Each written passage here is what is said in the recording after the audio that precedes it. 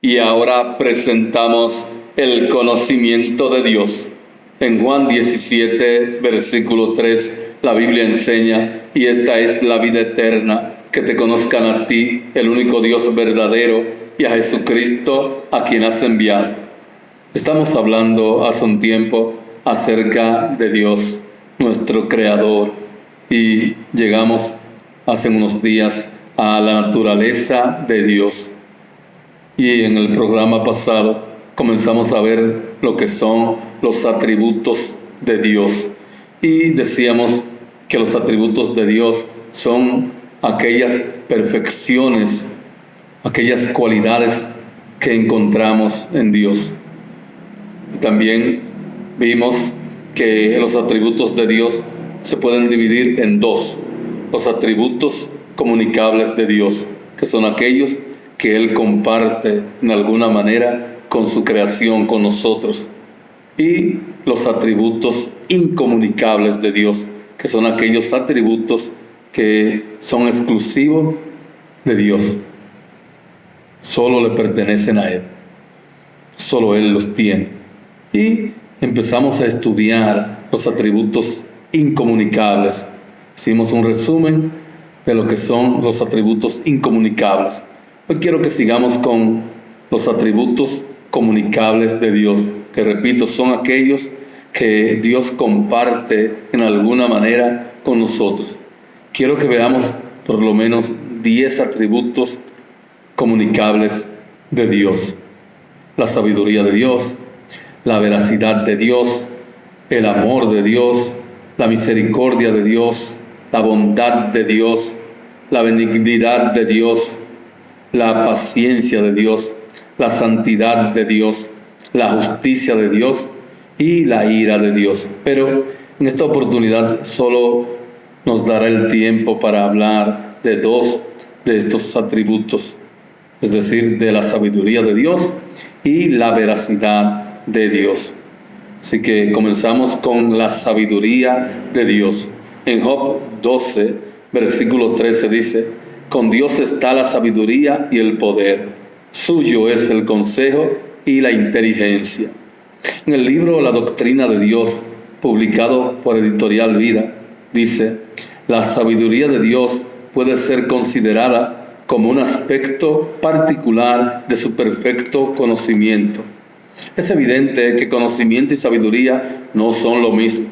Aunque íntimamente unidos, nunca se encuentran juntos. Un hombre sin preparación puede sobreponerse en sabiduría a un erudito. Parece mentira.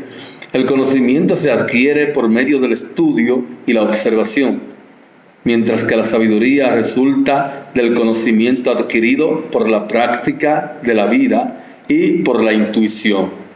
El conocimiento es teórico, mientras que la sabiduría es práctica. Los dos son imperfectos en el hombre, pero en Dios se caracterizan por su absoluta perfección.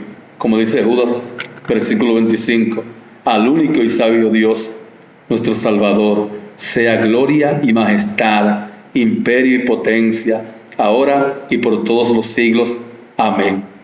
El único sabio en lo absoluto es Dios. Su sabiduría es perfecta, pero Él comparte esa sabiduría o parte de ella con nosotros. Pero hay condiciones que la Biblia estipula, que la Biblia deja claro para adquirir esa sabiduría. Y algunas de estas condiciones son: primero, la oración. Hay que orar. Santiago 1, versículo 5 dice: y si alguno de vosotros tiene falta de sabiduría, pídala a Dios, el cual da a todos abundantemente y sin reproche, y le será dada. Así que hay que orar para adquirir la sabiduría de Dios. Pero no solamente orar, también hay que escudriñar las Escrituras, porque es por medio del estudio profundo de las Escrituras que se adquiere el conocimiento exacto y la sabiduría verdadera.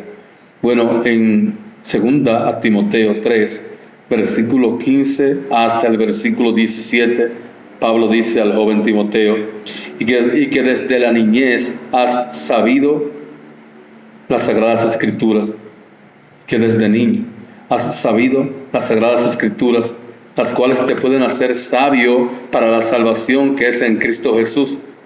Toda la Escritura es inspirada por Dios y útil para enseñar, para redarguir, para corregir, para instruir en justicia, a fin de que el hombre de Dios sea perfecto, enteramente preparado para toda buena obra. No hay un manual más perfecto que la Biblia para hacer al hombre sabio y enteramente preparado para toda buena obra. Si queremos la sabiduría de Dios, número 1, tenemos que orar. Número 2, tenemos que leer las Escrituras. Se ha dicho que nosotros hablamos a Dios por medio de la oración y Dios habla con nosotros o a nosotros por medio de la Biblia. Esto es verdad.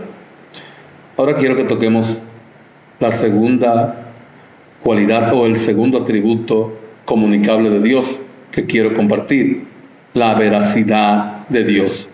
Romanos 3, versículo 4 dice: de ninguna manera, antes bien, sea Dios veraz y todo hombre mentiroso, como está escrito, para que seas justificado en tus palabras y venzas cuando fueres juzgado, o cuando fuere juzgado.